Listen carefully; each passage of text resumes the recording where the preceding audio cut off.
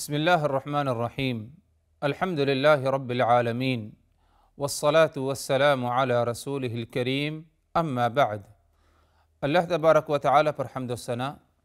اور اس کے نبی کریم صلی اللہ علیہ وسلم پر بے شمار بے حد بے عدد درود السلام کے بعد، محترم ناظرین، قصص القرآن کے اس سلسلہ وار پروگرام میں ہم آپ کی خدمت میں حاضر ہیں۔ السلام علیکم ورحمۃ اللہ وبرکاتہ۔ ناظرین کرام، ہماری گفتگو غزوہ تبوک سے متعلق جاری ہے اور بات پہنچی تھی ہماری غزوہ تبوک سے متعلق کہ رسول اللہ صلی اللہ علیہ وسلم کے ساتھ ایک بہت بڑی جماعت نے جو اس غزوے میں شرکت نہیں کی، ان میں سے ایک جماعت منافقین کی تھی۔ منافقین نے رسول اللہ صلی اللہ علیہ وسلم کے ساتھ اس غزوے میں شرکت نہیں کی، اور اللہ تبارک و تعالی نے سورہ توبہ میں جہاں غزوہ تبوک کا ذکر فرمایا، وہی اللہ تبارک و تعالی نے سورہ توبہ ہی میں منافقین کی حرکتوں کے بارے میں اور منافقین کی خصلتوں کے بارے میں، ان کے شر اور ان کی خباثت کے بارے میں بھی اللہ تبارک و تعالی نے رسول اللہ صلی اللہ علیہ وسلم کو، صحابہ کرام کو اور تمام مسلمانوں کو، قیامت تک آنے والوں کو آگاہ کیا اور ان کے حقیقت کے بارے میں بتایا۔ اسی لیے اللہ تبارک و تعالی نے غزوہ تبوک سے متعلق منافقین کے بارے میں فرمایا، لَوْ كَانَ عَرَضًا قَرِيبًا وَسَفَرًا قَاصِدًا لَاتَّبَعُوكَ وَلَكِنْ بَعُدَتْ عَلَيْهِمُ الشُّقَّةُ وَسَيَحْلِفُونَ بِاللَّهِ لَوِ اسْتَطَعْنَا لَخَرَجْنَا مَعَكُمْ يُهْلِكُونَ أَنفُسَهُمْ وَاللَّهُ يَعْلَمُ إِنَّهُمْ لَكَاذِبُونَ۔ اس آیت میں منافقین کے بارے میں اللہ نے فرمایا کہ اگر مال غنیمت قریب ہوتا، وَسَفَرًا قَاصِدًا اور سفر مختصر ہوتا، لَاتَّبَعُوكَ تو یہ تمہاری اتباع اور تمہارے ساتھ غزوے میں شرکت ضرور کر دے، وَلَكِنْ بَعُدَتْ عَلَيْهِمُ الشُّقَّةُ لیکن معاملہ یہ ہے کہ ان کے لیے یہ سفر بہت ہی دور کا سفر تھا۔ مطلب یہ کہ تبوک میں جو غزوہ کے لیے تمہیں جانا ہے، وہ غزوہ یا مقام تبوک مدینہ المنورہ سے ایک دوری پر ہے، ایک لمبے فاصلے پر ہے۔ اگر جہاں پر غزوے کے لیے جانا ہے قریب ہوتا، مال غنیمت قریب ہوتا اور اسی طرح سفر مختصر ہوتا، لَاتَّبَعُوكَ تو یہ تمہارے ساتھ جاتے، وَلَكِنْ بَعُدَتْ عَلَيْهِمُ الشُّقَّةُ لیکن مقام تبوک کا دور ہونا ان کو یہ ایک بہانہ مل گیا پیچھے رہ جانے کا۔ وَسَيَحْلِفُونَ بِاللَّهِ اور یہ منافقین اللہ تبارک و تعالی کی قسم کھائیں گے، لَوْ اسْتَطَعْنَا لَخَرَجْنَا مَعَكُمْ اگر ہمارے اندر استطاعت ہوتی، طاقت ہوتی تو ہم تمہارے ساتھ ضرور جاتے۔ یعنی ہمارے پاس ایسے سامان نہیں کہ جن کے ذریعے ہم تیاری کر سکیں تمہارے ساتھ غزوے میں جانے کے لیے، اس بات پر یہ منافقین قسم کھائیں گے۔ اللہ تبارک و تعالی نے فرمایا، وَاللَّهُ يَعْلَمُ إِنَّهُمْ لَكَاذِبُونَ اور اللہ تبارک و تعالی کو خوب اچھی طرح معلوم ہے، انہم لکاذبون کہ یہ اپنے دعوے میں، اپنی قسم میں جھوٹے ہیں۔ یعنی اللہ تبارک و تعالی کی قسم کھا کر یہ جو اپنا عذر، اپنی مجبوری بیان کر رہے ہیں، یہ سراسر جو ہے جھوٹ ہے۔ ایک تو مجبوری جو بیان کر رہے ہیں یہ جھوٹ، اور اس مجبوری عذر پر اللہ تبارک و تعالی کی قسم جو کھا رہے ہیں، قسم بھی کیا ہے؟ جھوٹی قسم کھا رہے ہیں۔ تو یہ ایک بہت ہی سنگین جرم تھا ان منافقین کا کہ انہوں نے ایک تو جھوٹ بولا اور وہ رسول اللہ صلی اللہ علیہ وسلم کے ساتھ، اور اس جھوٹ پر اللہ تبارک و تعالی کو گواہ بناتے ہوئے، اللہ کے نام کی قسم کھاتے ہوئے کہ اپنی بات کو ثابت کرنے کی کوشش کی۔ اسی لیے اللہ تبارک و تعالی نے اگلی آیت میں فرمایا نبی پاک صلی اللہ علیہ وسلم کو، عَفَا اللَّهُ عَنْكَ لِمَ أَذِنْتَ لَهُمْ حَتَّى يَتَبَيَّنَ لَكَ الَّذِينَ صَدَقُوا وَتَعْلَمَ الْكَاذِبِينَ اے نبی، اللہ تمہیں معاف کرے، لِمَ أَذِنْتَ لَهُمْ آپ نے ان کو اجازت کیوں دی؟ یعنی پیچھے رہ جانے کی اجازت آپ نے ان کو کیوں دی؟ انہوں نے جھوٹی قسم کھائی، جھوٹ بولا، آپ نے ان کو اجازت کیوں دی؟ آپ کو اجازت نہیں دینی چاہیے تھا۔ حتی یتبین لک الذین صدقوا وتعلم الکاذبین، تاکہ آپ کو معلوم ہو جاتا کہ ان میں کون سچا ہے اور کون جھوٹا ہے۔ مطلب یہ کہ یہ منافقین اس بات کا دعویٰ کرتے ہیں کہ ہمارا اللہ کی ذات پر ایمان، نبی کی نبوت اور رسالت کو ہم تسلیم کرتے ہیں، تصدیق کرتے ہیں، یوم آخرت پر ایمان، قرآن کو جو ہے اللہ کی کتاب جو ہے تسلیم کرتے ہیں، یہ ان کا دعویٰ ہے۔ اگر آپ ان کو اجازت نہیں دیتے تو یہ بات معلوم ہو جاتی آپ کو اچھی طرح کہ کون اس میں جھوٹا ہے اور کون ان منافقین میں سچا ہے۔ مطلب یہ ہوا کہ اگرچہ آپ ان کو اجازت نہیں دیتے تب بھی کیا ہے یہ اپنی بات پر اڑے رہتے اور غزوے میں شرکت کرنے سے کیا ہے جان بوجھ کر اپنے آپ کو کیا ہے پیچھے رکھتے۔ یہ نہیں دیکھتے کہ نبی کی اجازت ہمیں نہیں ملی، حالانکہ اگر نبی کی اجازت تمہیں نہیں ملی تو ایمان جو تم نے لایا نبی پر، اس کا تقاضا یہ ہے کہ اگر نبی نے اجازت نہیں دیا تو تم اس کی باتوں کو کیا ہے مان لو اور بغیر اجازت کوئی عمل نہ کرو۔ لیکن ان منافقین کا معاملہ یہ ہے کہ انہوں نے اس بات کو ٹھان لیا اور اس بات کو جو ہے پر عمل کرنا، یعنی غزوے سے پیچھے رہ جانے کا پکا ارادہ، پختہ ارادہ ان کا ہے۔ اس کے بعد آ کر کے آپ سے اجازت لے رہے ہیں تاکہ آپ ان کے بارے میں مطمئن رہیں کہ یہ بہت ہی ہمدرد ہیں اور سچے ایمان والے ہیں۔ ان کا یہ اجازت لینا برائے نام تھا۔ اگر آپ ان کو اجازت نہیں دیتے تب بھی کیا ہے یہ پیچھے ہی رہ جاتے شرکت کرنے سے اور غزوے میں شرکت نہیں کرتے۔ ان کو کوئی پرواہ نہیں ہوتی آپ کی عدم اجازت کی۔ تو اللہ تبارک و تعالی نے فرمایا نبی پاک صلی اللہ علیہ وسلم کو، عفا اللہ عنک،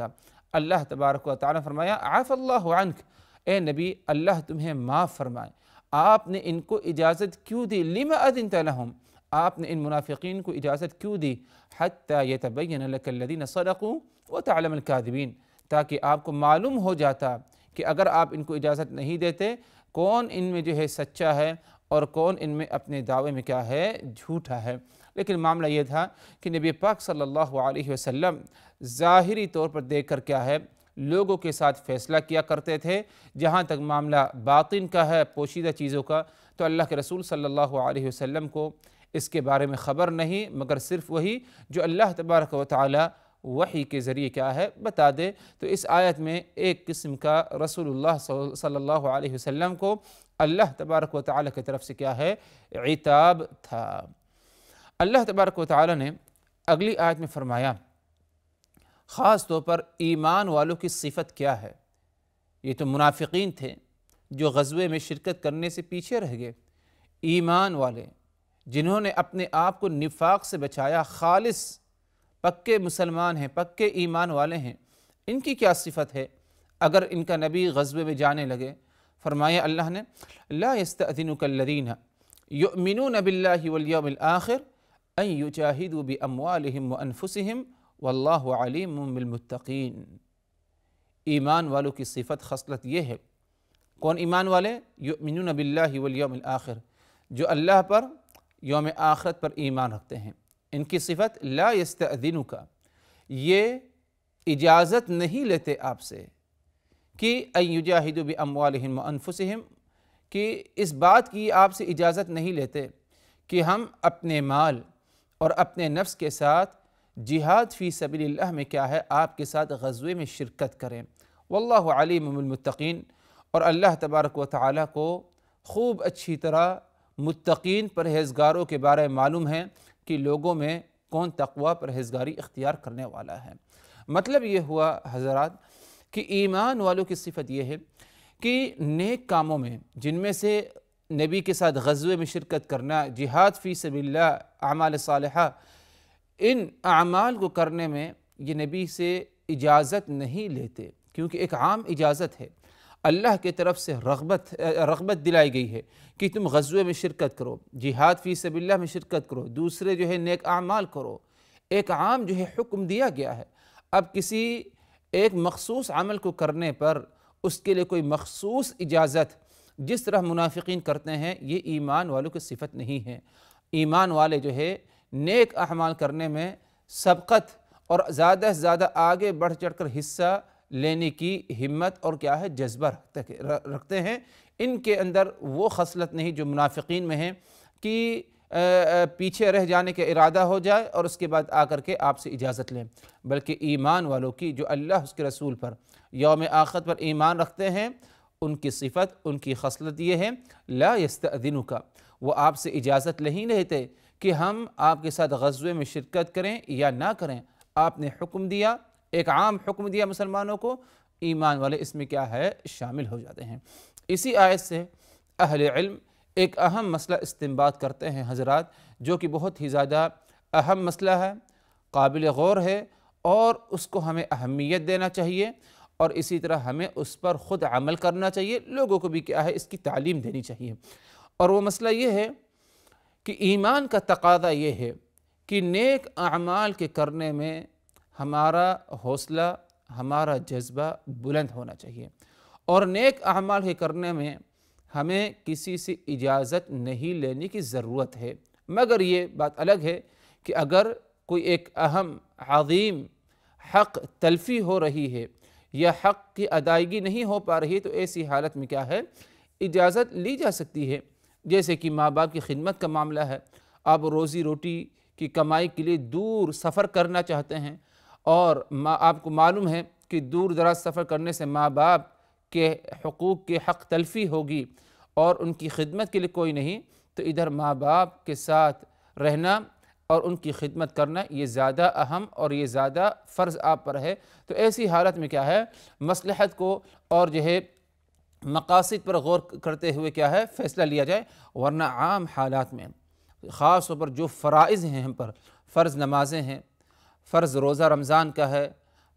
فریض حج ہے، اور اسی طرح زکوٰۃ ہے اگر فرض ہو جائے، تو فرائض کا معاملہ یہ ہے کہ ان کو کرنے میں ہمیں کسی سے اجازت لینے کی ضرورت نہیں ہے، بغیر اجازت کے ہمیں یہ کام کرنا چاہیے، کیونکہ یہ ایمان والوں کی صفت اور ایمان کے تقاضوں میں سے ایک اہم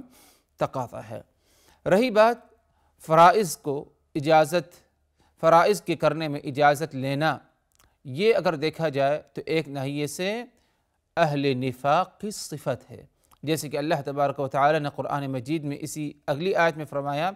انما یستأذنک الذین لا یؤمنون باللہ والیوم الآخر وارتابت قلوبہم فہم فی ریبہم یترددون۔ اے نبی، اجازت تو وہی لیں گے آپ سے جو لا یؤمنون باللہ والیوم الآخر، جو اللہ پر اور یوم آخرت پر ایمان نہیں رکھتے، وارتابت قلوبہم، اور ان کا دل ہمیشہ شک میں مبتلا رہتا ہے، فہم فی ریبہم یترددون، یہ اپنے شک و شبہات ہی میں پڑے رہیں گے اور آپ سے اجازت لیں گے، اور غزوے میں شرکت کرنے سے کیا ہے پیچھے رہ جانے کی ان کی پوری کوشش رہے گی۔ یہ کون لوگ ہیں؟ جو اللہ پر یوم آخرت پر ایمان نہیں رکھتے اور ہمیشہ ان کا دل شک و شبہات میں کیا ہے مبتلا رہتا ہے۔ مطلب یہ کہ اہل نفاق، اگرچہ اہل نفاق منافقین زبان سے ایمان کا دعویٰ کریں لیکن حقیقت میں ان کے اندر ایمان نہیں ہے، اگرچہ محبت کا اظہار کریں لیکن ان کا دل ہمیشہ شک و شبہات میں آپ کی نبوت کے بارے میں، آپ کی رسالت کے بارے میں، نبی کے، اس میں کیا ہے مبتلا ہے، اگرچہ جو ہے ظاہری طور پر جو ہے یہ کچھ اور دکھائیں۔ تو اجازت ایک فرض کو انجام دینا، اور وہ بھی جہاد فی سبیل اللہ، اور جہاد میں بالخصوص ادھر غزوہ تبوک مراد ہے کہ غزوہ تبوک میں شرکت کرنے کی اجازت اگر کوئی لے گا یا لیتا ہے تو صرف وہی لوگ ہیں الذین لا یؤمنون باللہ والیوم الآخر، جو اللہ پر یوم آخرت پر ایمان نہیں رکھتے، وارتابت قلوبہم، اور ان کا دل شک و شبہات میں کیا ہے مبتلا رہتا ہے۔ اس قسم کے لوگ آپ سے کیا ہے غزوے میں پیچھے رہ جانے سے یا غزوے میں عدم شرکت کی کیا ہے اجازت لیں گے، ورنہ عام طور پر جو اہل ایمان ہیں وہ ہمیشہ کیا ہے شرکت کرنے ہی کی کوشش کریں گے، غزوے میں کیا ہے پیچھے نہیں رہیں گے، کیونکہ غزوے میں آپ کے ساتھ شرکت کرنا یہ ایک فرض عمل ہے، کیونکہ آپ نے اس کا حکم دیا ہے۔ جس طرح دوسرے فرائض کو انجام دینا ہے بغیر اجازت کے،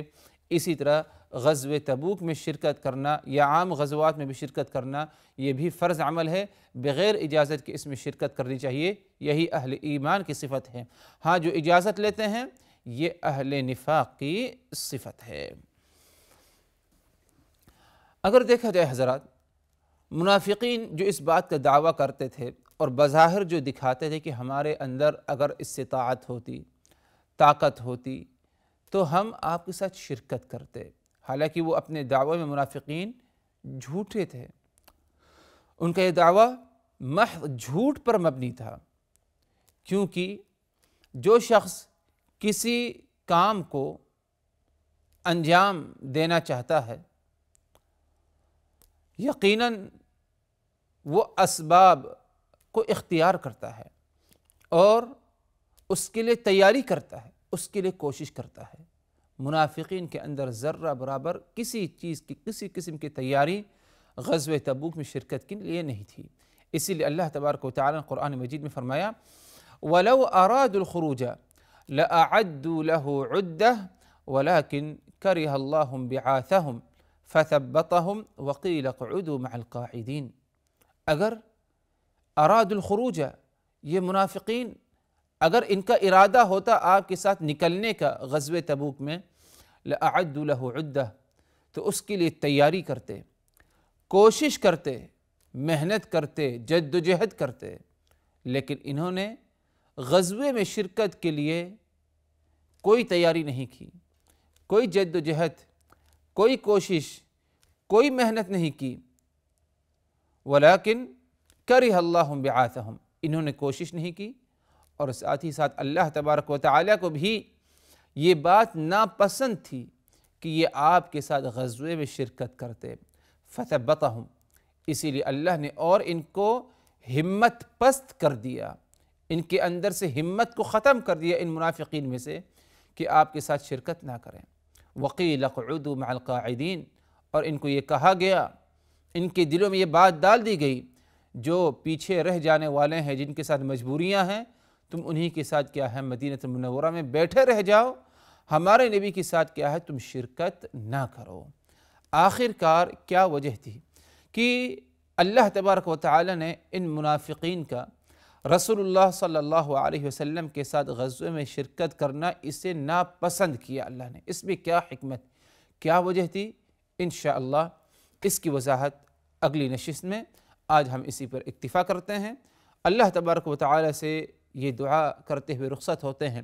کہ الہ آمین، ہم نے جو کچھ کہا ان باتوں کو اچھی طرح سننے کے ساتھ ساتھ ہمیں عمل کی توفیق دے، عبرت نصیحت حاصل کرنے کی توفیق دے، اور ان باتوں کو دوسروں تک بھی ہمیں کیا ہے پہنچانے کی توفیق دے۔ اقول قولی ھذا واستغفر اللہ لی ولکم من کل ذنب فاستغفروہ انہ هو الغفور الرحیم۔ والسلام علیکم ورحمۃ اللہ وبرکاتہ۔